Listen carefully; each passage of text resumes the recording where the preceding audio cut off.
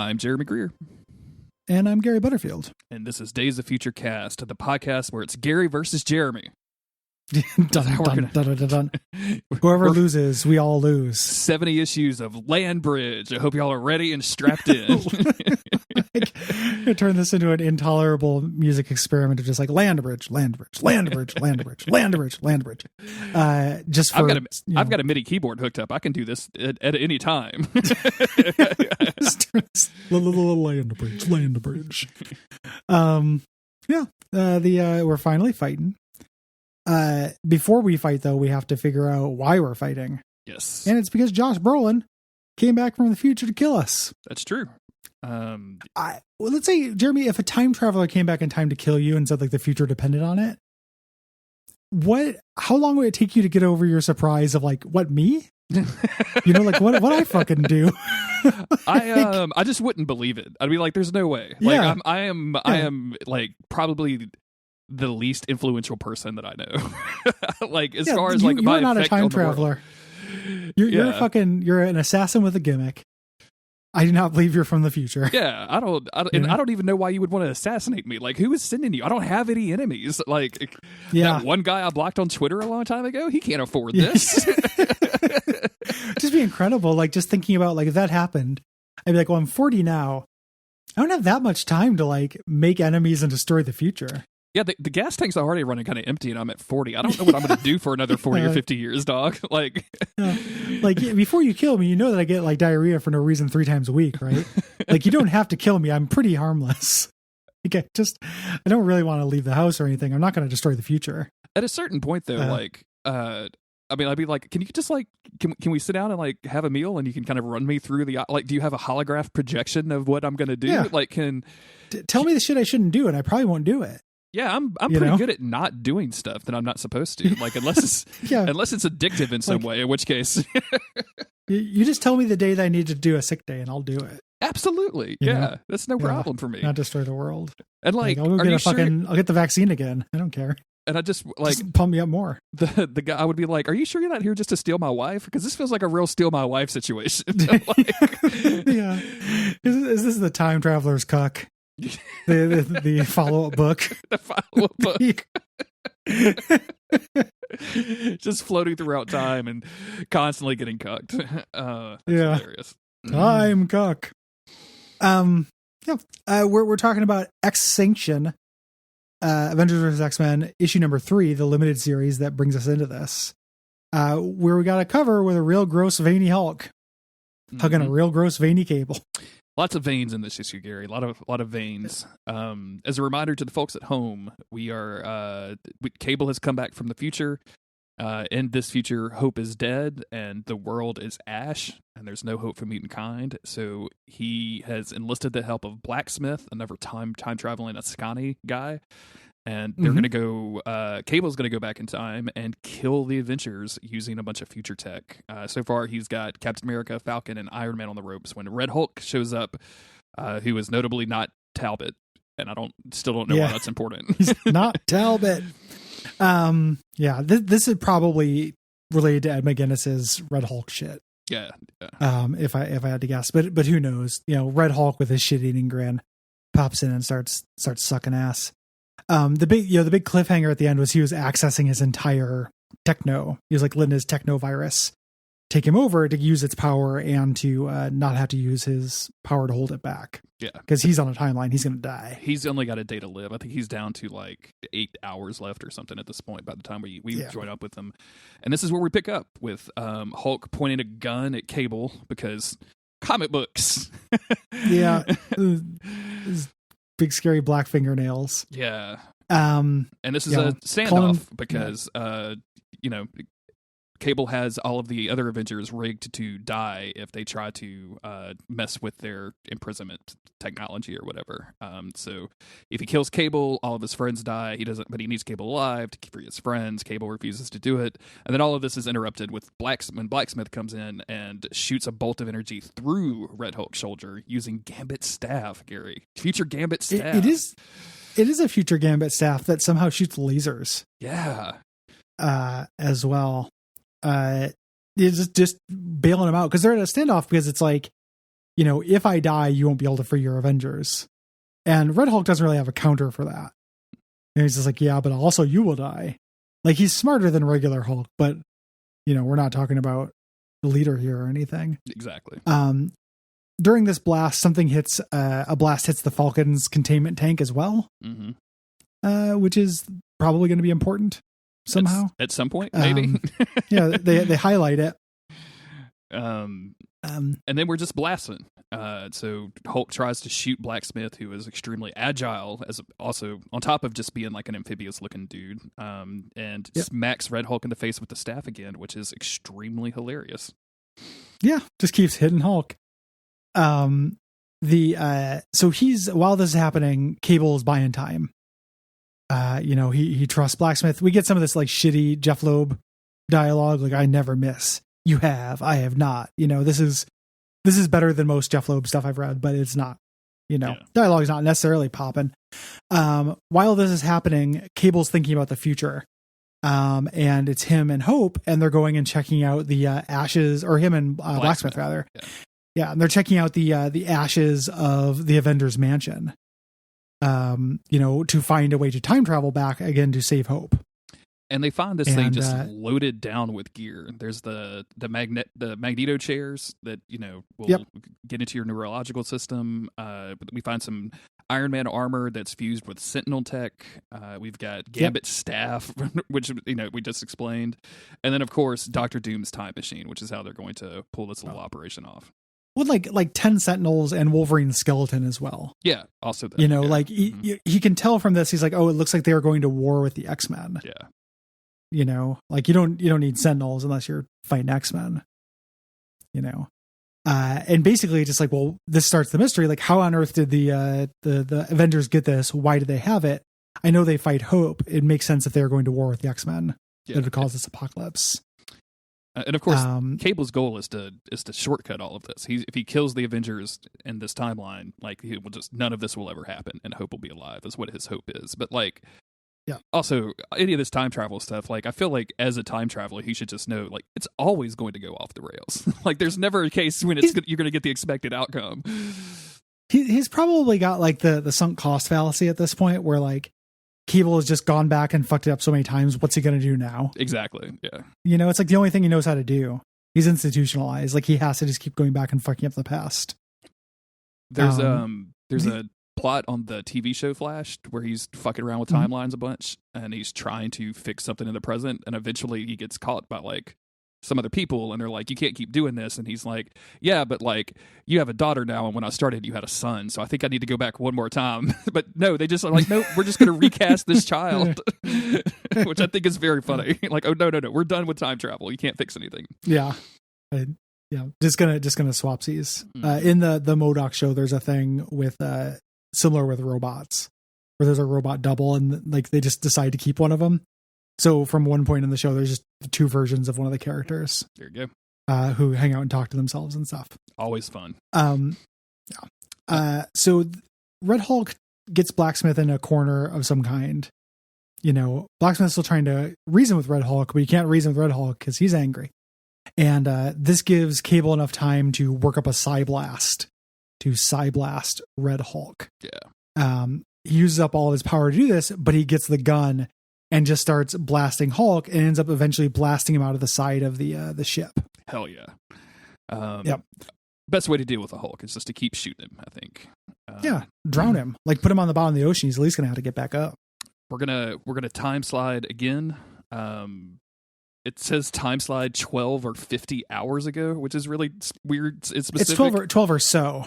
Oh, okay. It does look really like 50. Yeah, it's 12 or so hours ago. Because he only has a day to live, and I'm like, come on, what are you doing? Yeah.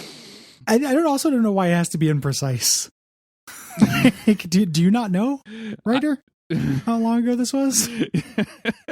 12 or so hours ago. Yeah, 12 or so hours ago. It's your world. You control very passive voice for a narrator. Yeah. Like, you imagine Stan Lee did that shit? Like, Yeah, I think the it's, approximate powers of a spider or whatever. We don't exactly know what it is. like, who knows? This shit's crazy. I don't even know what I'm writing anymore, y'all. All I know is I hate Nazis and I like writing comics. Y'all gonna have to figure out the rest. Pretty ridiculous. But this is showing Cable and Blacksmith setting up this chamber here, all this tech that they've transported back with them, and talking about capturing the Avengers. And Blacksmith says, like, hey, you're not doing this for Hope, you're doing it for your son Tyler, who you lost. Which is, this guy can have 2 kids. Yeah. Pretty shitty of Blacksmith. Thanks, Blacksmith, for bringing up my dead son. Yeah, not everything's about Tyler. Jeez, I really want this scene rewritten where it's the Tobias from Arrested Development telling Michael, is like, oh, I know how you're good. So you're so good at marriages. You have a dead wife. So can you see the kids, Cable? And Cable actually, like, rightfully agrees. He's like, no, you're absolutely right. This is because, I'd also want to protect Hope in the way that I couldn't protect Tyler. So well, Blacksmith says saving her won't bring him back, and I really wish Cable had been like, no shit, yeah, no doubt, or like, you why Sensei, you're not quite as smart as I thought you were. Like, just, what do you do when your guru is not so good for you? Yeah. Unfortunately, you can't keep a Red Hulk down. So he pops back up with the anchor of the ship and smashes Cable with it. I was really hoping that this would be like set the boat adrift and they would be like in the ocean or something. Like, I was hoping that there would be consequences for the anchor fight, but no, it's just going to be around for a little while and then not so much around. So Red Hulk goes on a kind of a tirade saying, how could you possibly win? We have a whole team of Avengers. Like, you have to tell me why you're doing this. Like, I've seen soldiers whose whole life is this one long battle, but like, this is a suicide run. You need to tell me this, and you need to tell me how to free the rest of the Avengers safely. And this is when, Cable's already full technovirused out. Like, his whole body is covered in this thing. And so his eyes light up, and then because he has no other move, he uses the technovirus and basically shoots these little, we called them Jeremy squirts in the last episode, Gary. I don't know if we want to make that canon or not. But. I think we should probably write into the comic. And like, I know this comic is 10 years old, but have you considered this name for those? Catch me out here just carefully photoshopping each individual page of this comic book and re-releasing on torrent sites. Editor's note: Jeremy Squirt. You want to talk about some guerrilla marketing for the podcast? Who is Jeremy Squirt, and what is this podcast like? He does it very funny, like it's like a Pokemon move or something, where like you're holding him and then spikes come out. Mm-hmm. Or Beetlejuice does it when he picks him up when he's in the model. Yeah, and then all the spikes come out of Beetlejuice and hurt Alec Baldwin's hand. He yells like, everything I do for her, while jamming the Hulk with Technovirus. So he's got squirts now. Yep. And the Technovirus, no fun. Not any fun whatsoever. And Cable says it finally clicked. Like, if you're not Talbot, then you're probably don't make it into my future, which means it's time for you to die. And as he is doing this, all of a sudden the technovirus starts retreating from his hand, and basically he realizes like he has given a lot of this technovirus to the Hulk, so he's a little bit better off now when he's interrupted by Cyclops, and surprise, it's Hope. Yep. And this is his father and his daughter. Adopted daughter. And adopted daughter, yeah. Just trying, like, and Blacksmith went and got him, is the idea. So he has his reunion with Hope, and he's like, Blacksmith went and got us. He's been telling us what you've been up to, and you got to stop this. You can't kill the Avengers, you dumbass. Yeah, come on, Dad. Come on, son. You've always been a little wild. Grandpa. But this seems a little crazy, even for you. I love the power move of Cyclops constantly calling him son. Yeah, because dude. like it is his son, but you imagine, if you think about his origin, like he had him and they sent him in the future so he wouldn't die. And he came back as an old man. It'd be really weird to call him son. Like this is like when like a stepdad tells you to call him dad, but like right away. Mm-hmm. This has that same kind of energy to it. It's just so condescending. Like, I don't even like it when my dad calls me son, and like he is verifiably my father. We look alike. Yeah, son is horrible. Yeah, it's not. You good. know, are you winning, son? Fuck off. Cyclops is trying to figure out what it is. He's like, maybe the techno-organic virus. We don't know what it is, but this isn't going to solve anything. You've lost it. And Cyclops makes the tactically poor decision of just going and trying to get Captain America out without dealing with Cable, as if Cable wasn't going to stop him or anything.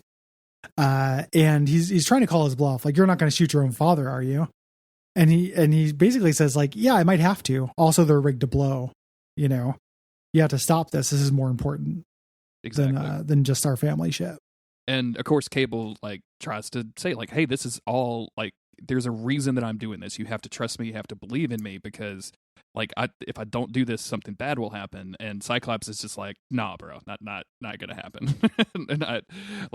And Cable doubles down and again and is like, this is all for Hope. This is for Hope. And she interrupts the two of them and is like, you both have been doing this my entire life of telling me what's good for me, but I'm not a little girl anymore. Like I get to decide these things. And then of course that's gonna get interrupted when Spider-Man and Wolverine show up. Wolverine shows up and says, hey, we got to do this even if it means we got to kill Cable. And Spider-Man's like, wait, what? Hold on. A very off-written Wolverine. Yeah. We're going to take back the Avengers, even if we have to kill Cable. And he's got like the blood font and demon teeth and stuff. Mm-hmm. It's just like, come on, Wolverine. This is during the Wolverine and the X-Men period. So this is Wolverine at his absolute fucking goofiest, in the main comics. Like, this is not a good Wolverine here. But the ends with Cable thinking, the mission has been compromised. Hope shouldn't be here, and this is going to be foreshadowing. Like, he's going to blow stuff up. Yeah. I've got no way to protect her. Like, this is a doomed mission. Like, he might be able to get the Avengers, but he's going to throw out the baby with the bathwater in a very, literal way. Yeah.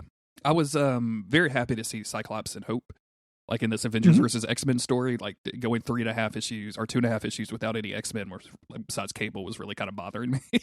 Like, yeah, I know a lot of it's set up and like we had to do the work to get here, but I was very excited to see actual X-Men on the frame. Yep. And it they're the two characters that have interest in this. Who would make the most sense. Like, it doesn't make tons of sense that the rest of the X-Men wouldn't show up. Who knows how they found out about this? Or no, Blacksmith went and grabbed them, which is also weird. Like, how did, just walked over there. It's like, hey guys, just Cable's killing.